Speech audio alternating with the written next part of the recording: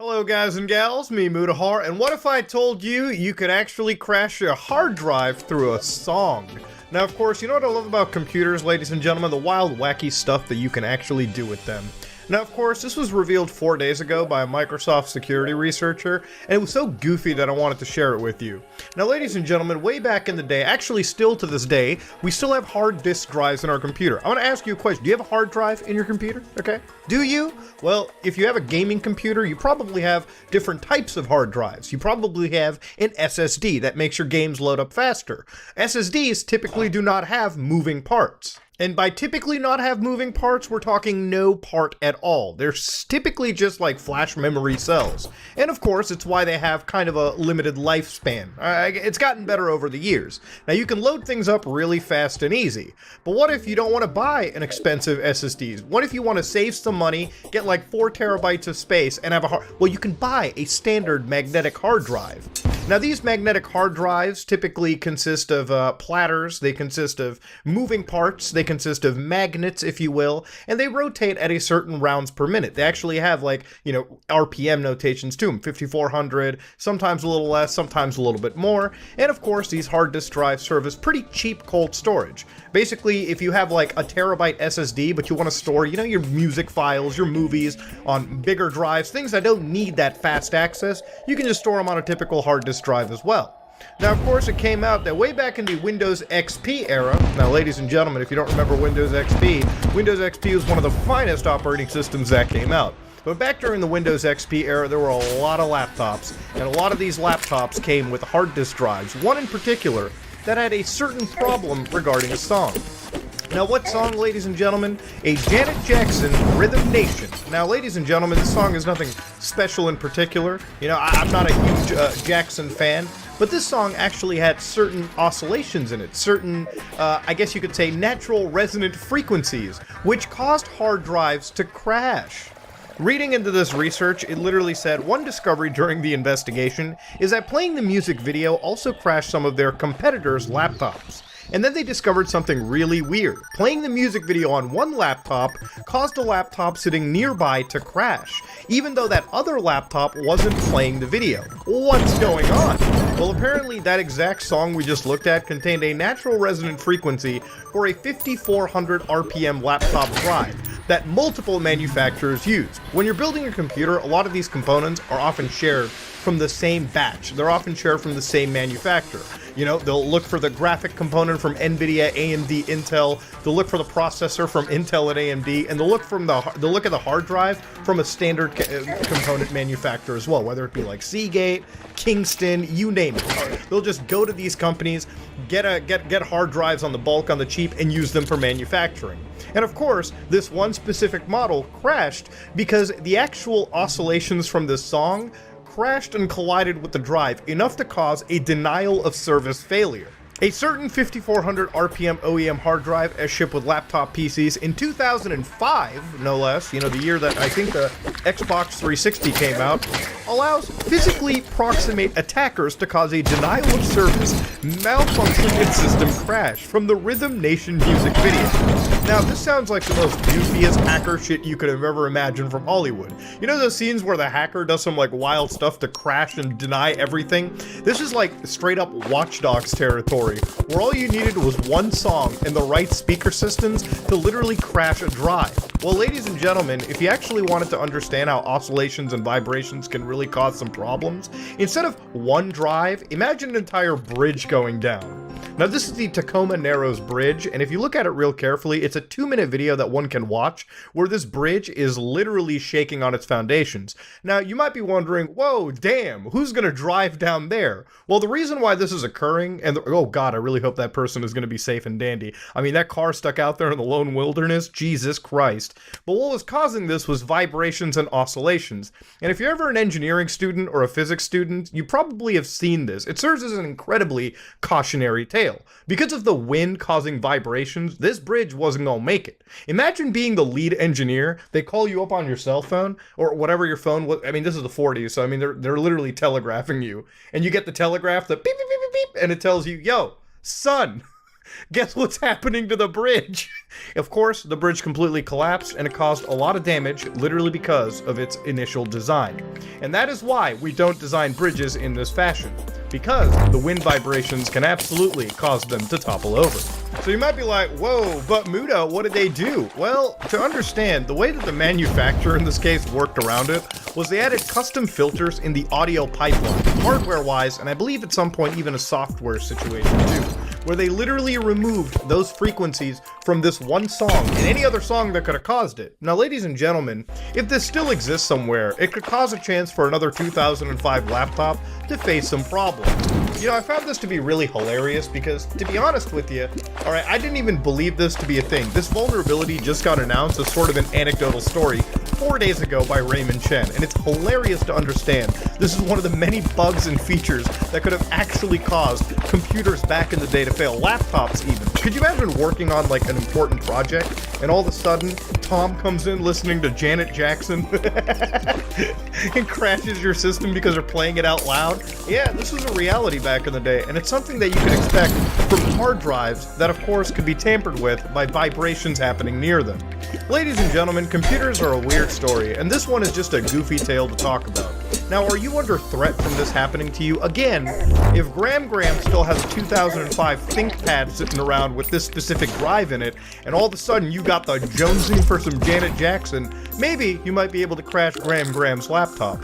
But in that case, just buy Graham a cheapo smartphone or a cheap tablet, and she'll never have to worry about it ever being crashed again. This is just one of those goofy stories one can look at and laugh at, because 2005 was a different time indeed, and it was a time when Windows XP users, specifically on laptops, could absolutely be tampered with just by one song. Maybe there is that one mystery song that exists on Spotify that could in fact cause this through some use of speaker systems and some old-tier hard drives still sitting in laptops, but as far as I know, most modern-day laptops come with SSDs built into them. Most MacBooks come with SSDs or flash memory built into them.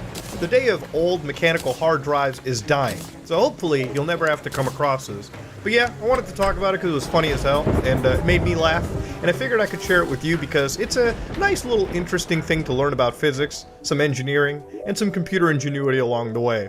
This is me, Muda, and tomorrow we're covering At the Cable. I am out.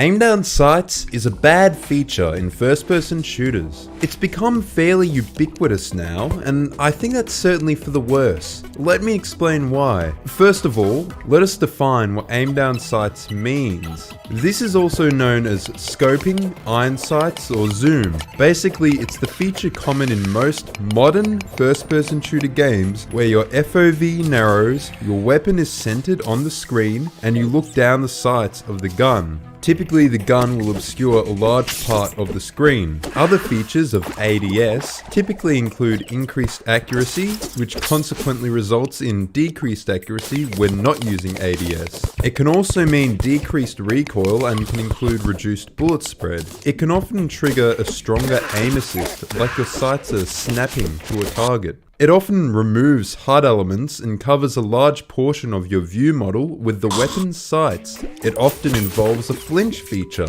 where your aim is knocked slightly off center when damage is received, particularly from an enemy player.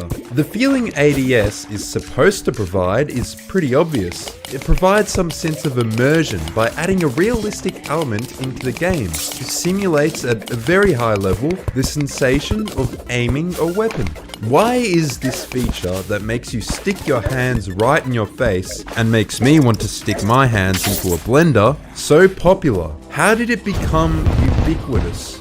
Well, like I said, immersion. It's realistic. I do understand how making typically gamey elements like crosshairs and aiming into an actual part of the game world, into an animation, can remove barriers between the player and the world they inhabit in the game. But games are full of unrealistic concessions. Game design is fundamentally meant to be fun and compelling, and developers ought to add a feature to their game if it unanimously improves the experience, no matter how unrealistic. So far, I've never met a person in real life who can pause and see menus, and when people did try to give themselves a real life HUD, we bullied them for it hard. Well, ADS took over quite slowly. Technically, the first FPS games had a perspective similar to what we know as ADS, where you're looking down the sights of your gun. I mean, it makes sense not having your arms sprout from the sides of your head where your ears should be. But in Doom, it was more like a phallus pointing out. Truly hellish. As games moved into full 3D, with games like Quake 2, the perspective permanently changed. Now your gun is mounted on your right shoulder. Now, let's say you want to get creative and introduce new features to this burgeoning genre of game. What's the best place to draw ideas from? Well, real life, of course. And many real life guns have scopes and iron sights. Games began to introduce scopes. The Team Fortress Quake mod introduced the sniper rifle, a real-life weapon noticeably lacking from earlier shooters. GoldenEye 64 and Half-Life were notable for including a zoom feature for certain weapons to allow you to engage enemies from a distance. LucasArts' Outlaws from 1997 had an actual scope attached to your gun. This scope worked like real scopes, zooming in on the area strictly within the bounds of the scope. This is most common today in simulation shooters, but is otherwise disregarded. This is due to the performance toll it has. You effectively need to render the world twice, one at the regular FOV, and one to be displayed within the bounds of the scope at a much tighter FOV. Scopes were beginning to become a common feature in FPS games.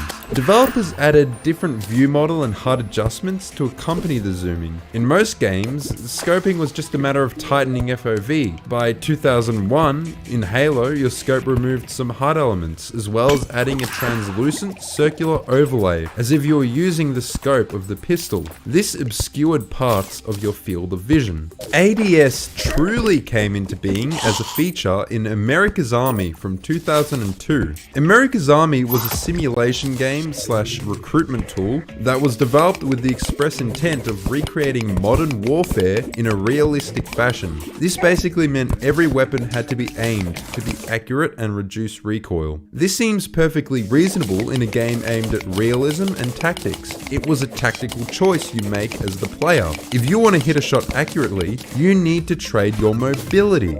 Running and gunning is something that will get you killed in a real battle. You are not a one-man army. You need to be covered by your squad mates to make any movement. ADS would also later feature in games such as Viet Cong.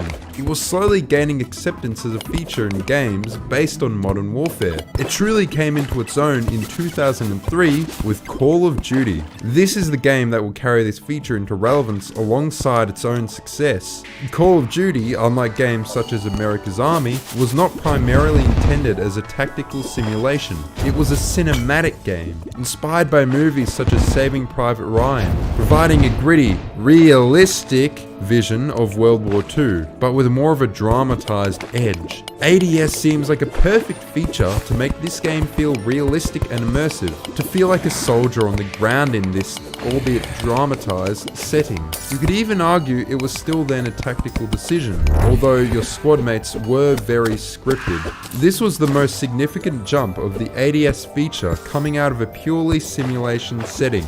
ADS was still not the norm. It was a feature in every COD game, but Call of Duty was not yet the standard. Halo and its method of scoping was the norm until basically 2009. In Halo, naturally, you were a super soldier and did not have to slow down at all to aim. You didn't have an animation to zoom either. Your helmet just connected to the gun or something. It was certainly empowering. Recoil was independent of your movement and you did not flinch at all when shot. Instead, you would simply be removed from scope. You had a de-scoping mechanic to avoid ranged weapons being too powerful.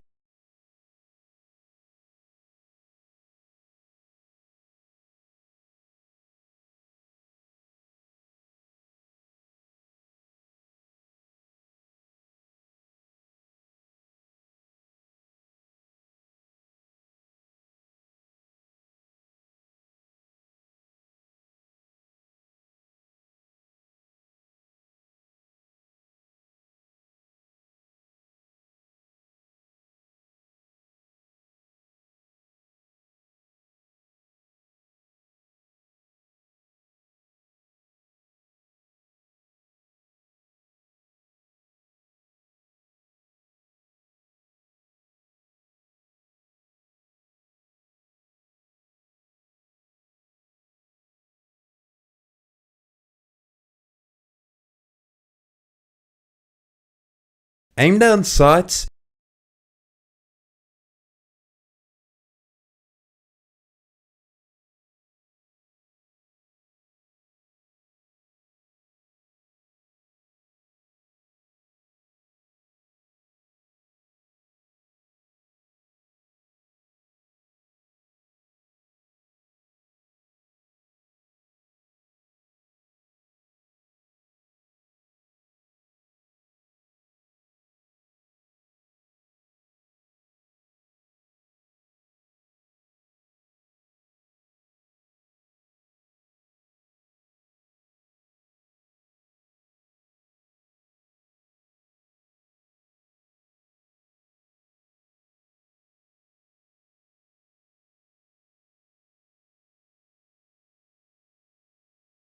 Aim down sights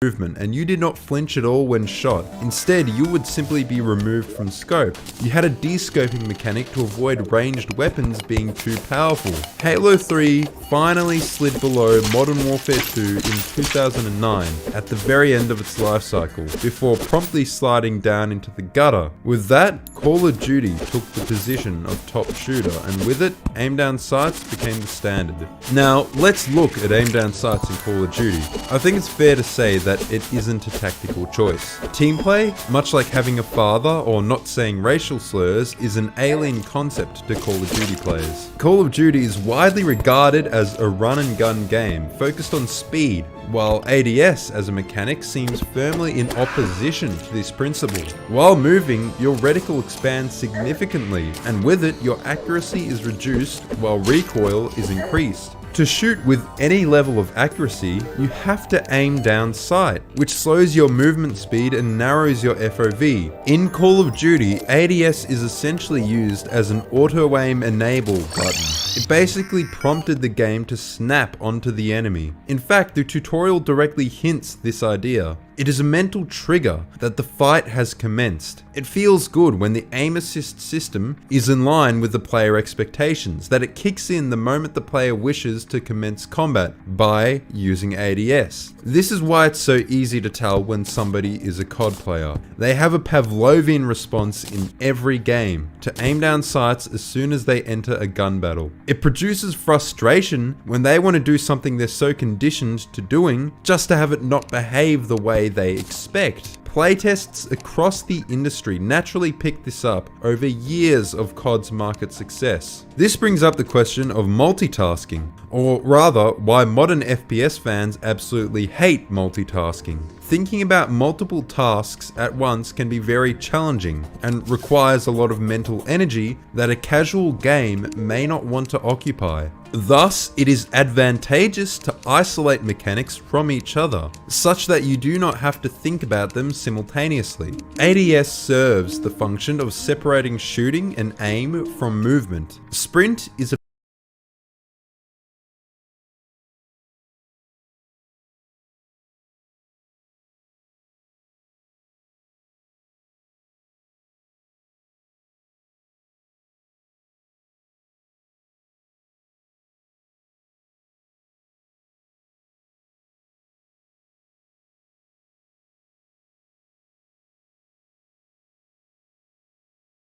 feature that serves a similar function. Sprint separates navigation across the map from every other action. Games that do not require the player to simultaneously think about their movement on multiple axes are often easier to pick up and have a lower barrier to entry for newer and lesser skilled players. Clearly demarcating movement and shooting creates a lower barrier to entry. Again, Call of Duty is often referred to as a run and gun game, but the truth is it's a run or gun game. In COD, you only have to worry about navigating the map quickly in the direction you're facing, aiming, or regular movement at any given time. In a game like, say, Doom, you have to be concerned about aiming and movement in any direction, in every gun battle, all simultaneously. This often involves skills that can be challenging for new players and put things like map knowledge to the test. You have to be aware of the rocks and cover around, even what isn't in your line of sight. There's a natural tendency among new players to look in the direction they're going, like when they're running for cover, when in fact it's always better to shoot at the enemy that's shooting at you while you're running into cover. Have you ever seen an old person playing a first-person shooter game? Or someone who's really young just on their first ever game? It is challenging to adapt to the use of both thumbsticks simultaneously, or keyboard and mouse. Now, why is ADS bad? Many games focus on player empowerment, the power fantasy. It's a common philosophical term many developers use to describe their approach to design, especially in first-person shooters. It's simple. Make the player feel powerful, like they're expressing their skills. Games should provide challenge commensurate with the player's skill, but they shouldn't challenge players 100% of the time. They should allow some moments for the player to express mastery over their environment. There are many ways developers can hope to achieve player empowerment. One direction I've seen many games going in over the past few years is by using speed, like a return to classic shooters. This is how they challenge players and ultimately make them feel powerful, by making the player play faster. Look at games like Titanfall or Doom Eternal. They have a certain level of spectacle as a result of their speed. This helps the player power fantasy. The thing is, many developers fail to understand how to make their games actually fast. All too often, devs will mistake in-game movement speed for actual speed of the game. Here's the thing, speed isn't a strictly defined thing. It is a feeling. It is when you have to do a lot of real-time strategizing. It is how quickly the game as a whole moves relative to the player.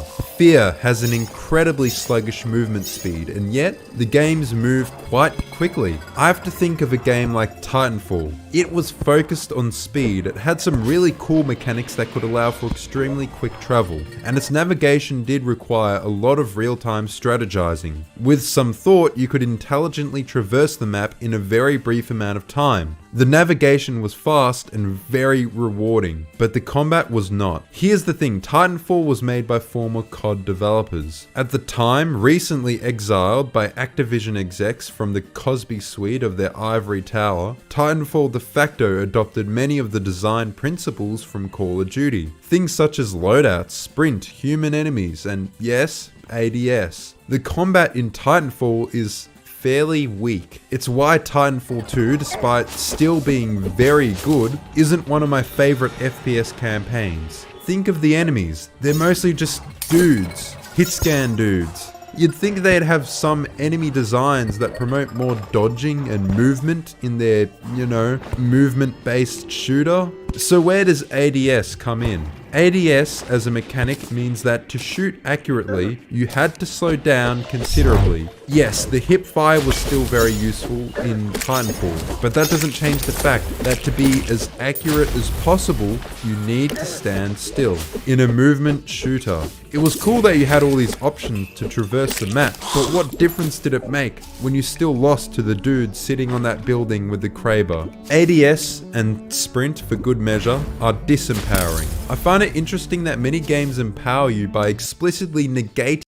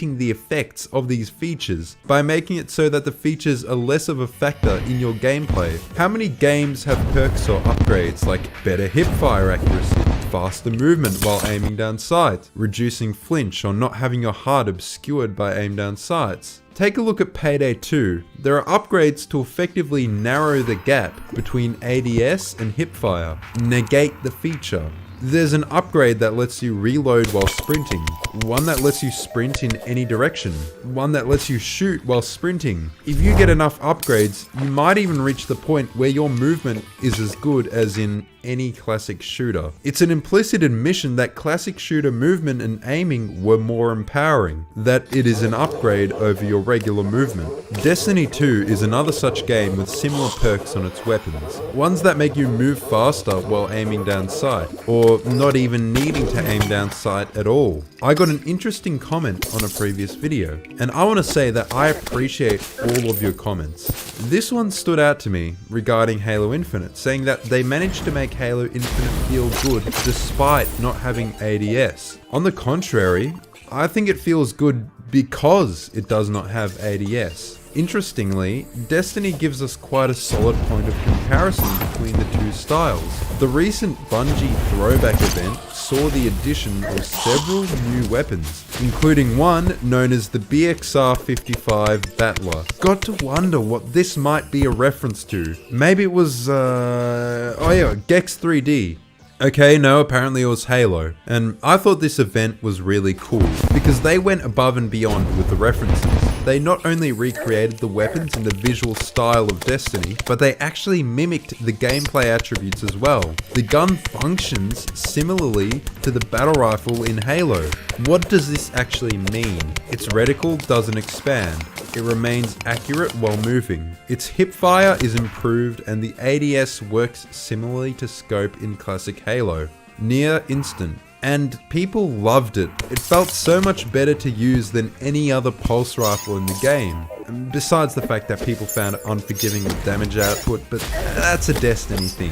The gun itself felt great. And Destiny is a game about player empowerment. A vague concept, but it has a lot to do with how the game feels to play. And the strong hipfire with the classic style scope setup felt good. If you'll remember back to before, many games focus on player empowerment, the power fantasy. Another important feature of player empowerment is competence, making the player feel like they always have a challenge commensurate with their skill. This necessarily means that the player should always be increasing their skill.